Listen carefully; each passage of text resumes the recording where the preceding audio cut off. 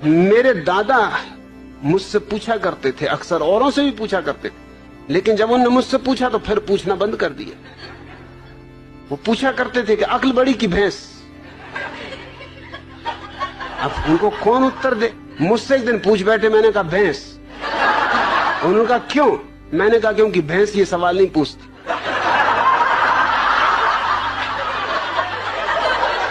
ये खुजली तुम्हारी अक्ल में ही चलती। भैंस तो बिल्कुल परमहंस दशा में।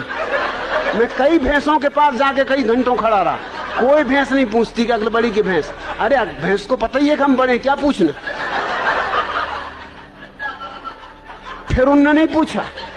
फिर मैं कई दफा उनसे पूछता था कि पूछो ना अक्ल बड़ी की भैंस। कहते तू चुप रहे। वो मुझे कहीं नहीं ले जाते थे, वो बड़ा सत्संग करते थे, महात्माओं के पास जाते थे। वो जब भी जाए मैं बैठे ही रहता था कि आया मैं भी, कि नहीं तू ले जाने नहीं, तू कुछ ना कुछ उल्टी सीधी बात कह देगा। मैंने कहा उल्टी सीधी बातें तुम लोग करते हो, मैं सीधी साधी बात करता हूं। अब तुम ये बात पूछते हो अक्ल बड़ी की भैंस, और मैंने सीधा उत्तर दे दिया कि भैंस, तो तुमको लगता है उल्टी सीधी बातें कर रहा हूं।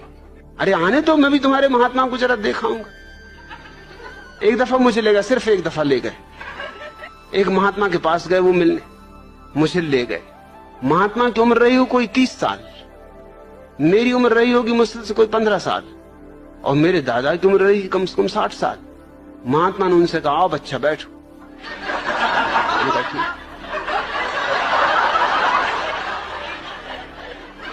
मेरे दादा ने मुझसे कहा तुम्हें कुछ पूछना तुम पहले ही पूछ लो, नहीं तो फिर गड़बड़ हो जाएगी, फिर मैं पूछ लूं। मैंने उनसे पूछा कि बच्चा एक जवाब दो। महात्मा बहुत नाराज हुए, कहने लगे मुझसे बच्चा कहते हो?